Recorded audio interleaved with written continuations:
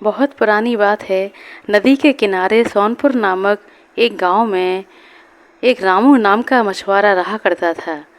वह बहुत सीधा साधा और ईमानदार व्यक्ति था, लेकिन उसकी पत्नी एक चालाक और लालची स्त्री थी। रामू की आयु लगभग 50 वर्ष की थी, किंतु गरीबी और चिंता ने उसे समय से पहले ही बूढ़ा कर दिया था। रामू सुबह उठकर जाल लेकर नदी की ओर निकल जाता और शाम ढलने पर वापस आता। वह सारा दिन नदी में जाल डाले बैठा रहता। उसके पास शाम होने तक कुछ मछलियाँ इकट्ठी हो जातीं, जिन्हें बेचकर वह अपनी गृहस्थी चला रहा था। किंतु रामू फिर भी प्रसन्न रहता था और 2 वक्त की रूखी सूखी मिल जाने के लिए ईश्वर का धन्यवाद अदा करता था। उसकी स्त्री लालची प्रवृत्ति की होने के कारण रात दिन उसे ताने ही देती रहती थी। रामू चाहे जितनी मछलियाँ ले आए, लेकिन उसकी पत्नी कभी प्रसन्न नहीं होती थी। एक दिन रामू को हल्का सा बुखार था।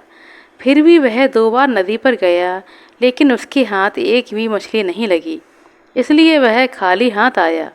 उसकी स्त्री ने उसके नाक में दम कर रखा था। रामू उसे समझाता रहा, परंतु वह मानने को तैयार नहीं थी। फिर हार कर बेचारे रामू को नदी पर मछली पकड़ने के लिए जाना ही पड़ा। वह बहुत देर तक नदी में जाल डाले बैठा रहा, लेकिन इस बार भी कोई मछली नहीं फंसी। निराश होकर वह जाल खींचने ही वाला था कि उसे अपना जाल कुछ भारी सा प्रतीत हुआ।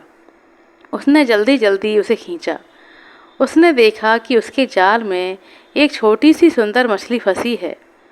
उसका रंग चांदी के समान चमक रहा था। रामू को उस मछली पर बहुत प्यार आया और उसे जाल में से निकालकर प्रेम पूर्वक उसकी पीठ पर हाथ फेरने लगा। छोटी सी मछली रामू से बोली, हे मछुआरे, मुझ पर दया करो और मुझे जाने दो, मुझे छोड़ दो। मैं इस नदी की रानी हूँ। अगर तुम मुझे छोड़ दोगे तो मैं तुम्हारी प्रत्येक इच्छा पूरी करूँगी। बूढ़े रामू को मछली पर दया आ गई और उसने उसे फिर से नदी में डाल दिया। चुपचाप अपनी खाली टोकरी लिए वापस घर लौट आया। स्त्री ने जब टोकरी को खाली देखा तो उसका गुस्सा 7वें आसमान पर पहुंच गया और वह बूढ़े रामू पर चिल्लाने लगी। रामू ने उसे धीरज बंधाते हुए सारी घटना कह सुनाई। स्त्री ने जब सारी बात सुनी तो वह अपने पति को कोसते हुए बोली, तुमने उस मछली से कुछ मांगा क्यों नहीं? जाओ और फौरन जाकर मछली से कुछ खाने पीने का सामान मांग कर लेकर आओ। रामू ना नुकुर करने लगा तो वह खूब जोर जोर से चिल्लाने लगी। हार कर रामू उल्टे पांव लौट गया।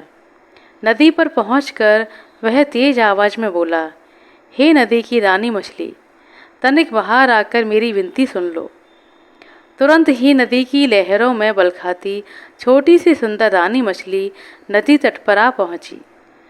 बूढ़े रामू ने उसे प्रणाम किया और बोला, हे मछली रानी, मेरे घर में खाने के लिए कुछ भी नहीं है। कृपया मुझे खाने के लिए कुछ सामान दे दो। तुम अभी घर जाओ, मैं वहीं भिजवा दूंगी। इतना कहकर मछली फिर से नदी की लहरों में ओझल हो गई। मछुआरा जब घर पहुंचा तो घर के बाहर खाने पीने की ढेरों चीज़ें रखी हुई थीं। उसने अंदर से अपनी पत्नी को बुलाया। दोनों ने मिलकर सारी चीज़ें घर के अंदर रखीं। रामू इस काम को अभी ख़त्म भी नहीं कर पाया था कि उसकी स्त्री फिर से बोली, सुनो जी, केवल खाने पीने की वस्तुओं से क्या होगा? जाओ जाकर मछली से बढ़िया बढ़िया कपड़े और जेवर मांग कर लेकर आओ। रामू उसे समझाते हुए बोला, देखो, अभी अभी तो मैं इतनी सारी चीज़ें मांग कर लाया हूँ। बार बार किसी से मांगना अच्छी बात नहीं। बाकी चीज़ें कल जाकर मांग लूँगा। लेकिन स्त्री ने उसकी एक ना सुनी और वह फिर से चीखने चिल्लाने लगी। अंत में हार मानकर मछुआरे को जाना ही पड़ा।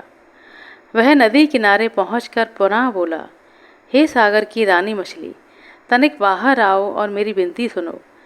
पहले की तरह मछली नदी किनारे आ गई। मछुआरे ने झिझकते हुए फिर से अपनी पत्नी की इच्छा उसके सामने रखी। मछली ने कहा, उसकी इच्छा पूरी हो जाएगी। रामू जब अपने घर वापस लौटा तो उसने देखा कि उसकी बूढ़ी पत्नी सुंदर वस्त्र आभूषण पहने सजी धजी बैठी हुई है। बूढ़े को देखते ही वह बोली, सुनो जी, ये कपड़े और जेवर पहनकर मैं इस झोपड़ी में रहती हुई अच्छी नहीं लगूंगी। तुम कल सुबह जाकर मछली से रहने के लिए एक महल मांग लेना। बूढ़ा रामू चुपचाप उसकी बातें सुनता रहा। सुबह होते ही उसकी पत्नी ने मछुआरे को बिना कुछ खिलाए पिलाए नदी पर भेज दिया। मछुआरे ने फिर से मछली को याद किया। जब वह आई तो उसने कहा, हे नदी की रानी, मेरी पत्नी झोपड़ी में रहते हुए बहुत दुख झेल रही है, इसलिए उसके रहने के लिए एक महल की ज़रूरत है। यह इच्छा भी पूरी हो जाएगी। इतना कहकर मछली नदी की लहरों में ओझल हो गई। बूढ़ा जब घर लौटा तो उसने देखा कि उसकी झोंपड़ी के स्थान पर वहाँ एक महल खड़ा हुआ है और उसकी पत्नी उसमें अंदर सजी धजी बैठी है। वह बहुत खुश दिखाई दे रही थी। कुछ दिन इसी प्रकार बीत गए। अब लालची पत्नी का लालच फिर सिर उठाने लगा। एक दिन वह सुबह सुबह मछुआरे से बोली, मैं दिन रात काम करते हुए अपना सारा जीवन बिता रही हूँ। तुम उस जादुई मछली से नौकर चाकर और सुख सुविधाओं का दूसरा सामान मांग लो। बूढ़े ने उसे समझाने का प्रयत्न किया, लेकिन उसकी पत्नी तो लालच में अंधी हो गई थी। उसने अपने पति की एक बात न सुनी। मजबूर होकर मछुआरा पुनः नदी की ओर चल दिया। वहां पहुंचकर उसने जादुई मछली के सामने अपनी इच्छा रखी। मछली मुस्कुराकर उसकी दृष्टि से ओझल हो गई। मछुआरा जब लौटकर वापस आया तो उसने देखा कि उसकी पत्नी सजी धजी बैठी हुई है और उसके चारों ओर नौकर चाकर दास दासियां हाथ बांधे खड़े हैं। एक दिन बूढ़ी सुबह सुबह फिर से अपने पति से लड़ने झगड़ने लगी। वह चाह रही थी कि वह मछली से पूरी पृथ्वी की महारानी बनाने को कहे। जब मछुआरा किसी तरह ना माना तो उसकी पत्नी क्रोध में आकर अपना आपा खो बैठी और नौकरों के द्वारा अपने पति को मार पीट कर घर से बाहर निकाल दिया। बेचारा बूढ़ा पति किसी प्रकार रोता कांपता नदी के किनारे पहुंचा। उसने जादुई मछली को फिर से याद किया। किनारे पर आते ही जादुई मछली ने पूछा, कहो बूढ़े मछुआरे, अब तुम्हारी स्त्री को किस चीज़ की इच्छा रह गई है? मछुआरा बोला, हे मछली रानी, आज से पहले मैं अपनी पत्नी के कहने पर ही सब कुछ मांगता रहा, किंतु अब मेरी एक इच्छा है। मुस्कुराकर मछली ने कहा, बोलो, कहो, वह भी पूर्ण हो जाएगी।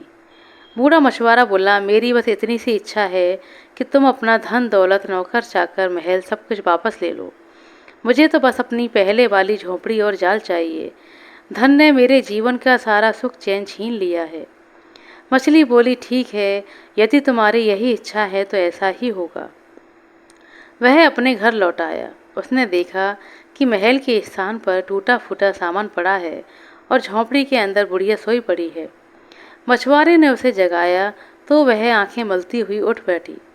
वह आश्चर्यचकित होकर अपने चारों ओर देखने लगी। मछुआरे ने उसे समझाते हुए कहा, जिस व्यक्ति को जीवन में संतुष्टि नहीं होती वह कभी भी सुखी नहीं रह सकता। बूढ़े की बातें सुनकर बूढ़ी की आंखों से लोभ का पर्दा हट गया। उसे अपनी भूल का एहसास हो गया और उसने अपने पति से क्षमा मांगी। इसके बाद दोनों पति पत्नी सुखपूर्वक फिर से रहने लगे। आशा करते हैं दोस्तों आपको हमारे द्वारा सुनाई गई छोटी सी कहानी अच्छी लगी होगी।